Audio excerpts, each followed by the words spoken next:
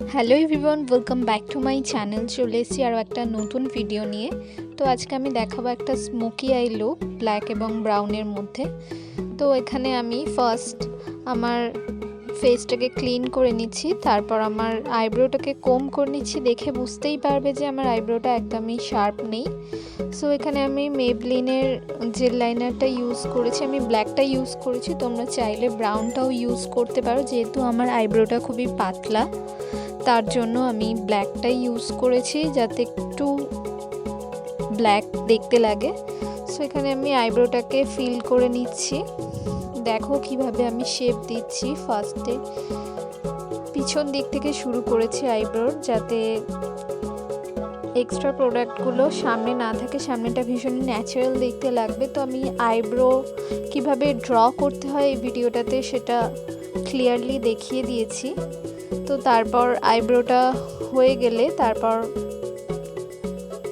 সেটাকে আমি স্পুলি দিয়ে একবার ঠিক করে নেবো, যাতে উপর নিচে না হয়ে যায় আইব্রোর হেয়ারগুলো। সো এরপরে আমি তোমাদের দেখিয়ে দিচ্ছি, দেখো আইব্রোটা কতটা শার্প লাগছে। তাও আর একটু এক্সট্রা শার্প করার জন্য আমি এখানে কভার স্টুডিওর সুইস বিউটির একটা কনসিলার প্যালেট নিয়ে নিয়েছি। সেখান থেকে একটু লাইট একটা শেড আমি নিয়ে আইব্রোটাকে কারেকশন করে নিচ্ছি।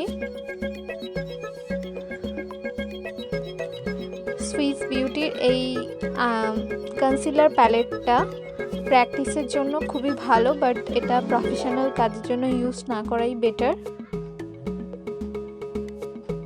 তো এখানে আমি ভালো করে ব্লেন্ড করে নিচ্ছি একটা ব্রাশের সাহায্যে, যাতে কোনো রকম এক্সট্রা দেখা না যায়।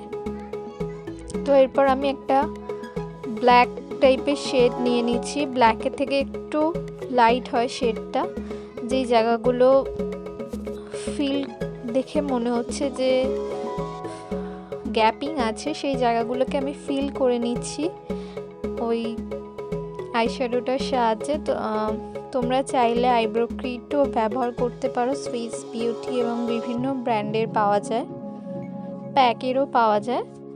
তো আমি ফিল করার পর এটা তোমরা কারেকশনের আগেও করে নিতে পারো, বেটার হয়। তো এরপর আমি আইলিডে কনসিলারটা অ্যাপ্লাই করে নিচ্ছি, তারপর সেটাকে খুব ভালোভাবে ব্লেন্ড করে নেব। এরপর মিস ক্লিয়ারের লুজ পাউডার, ট্রান্সলুশন পাউডার দিয়ে ওটাকে সেট করে নিচ্ছি।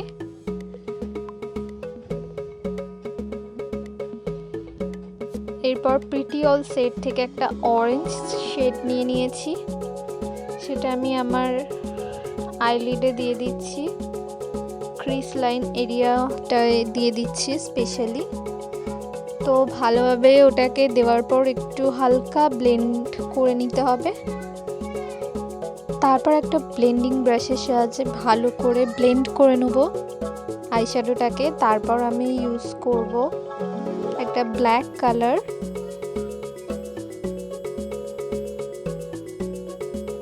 ব্ল্যাক কালারটাকে তোমরা একটা ড্যাপিং ব্রাশের সাহায্যেও নিয়ে নিতে পারো। আমি এখানে পেন্সিল ব্রাশের সাহায্যে নিয়েছি, তো অসুবিধা নেই, যে কোনো ব্রাশের সাহায্যে নিতে পারো। তবে ব্লেন্ডিং ব্রাশের সাহায্যে একদমই নেওয়া উচিত না, কারণ বসবে না ব্ল্যাক কালারটা। তো নেওয়ার পর ওটাকে ভালো করে ব্লেন্ড করে নেওয়ার জন্য আমি একটা ব্রাউন শেড নিয়ে নিচ্ছি। ব্ল্যাক এবং ব্রাউনটাকে খুব ভালোভাবে ব্লেন্ড করে নেব। তারপর পুরো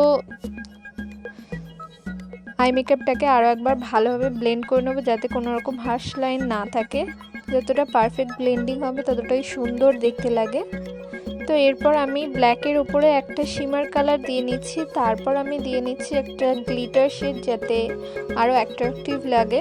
তো স্মোকি স্পেশালি গ্লিটার এফেক্টটা থাকলে খুবই ভালো লাগে। তো এরপর আমি এর মধ্যে চোখের ব্রো বোনে হাইলাইটার দিয়ে নেব। তো এখানে আমি সুইস বিউটির হাইলাইটার ইউজ করছি। ইনার কর্নারেও আমি হাইলাইট করে নিচ্ছি।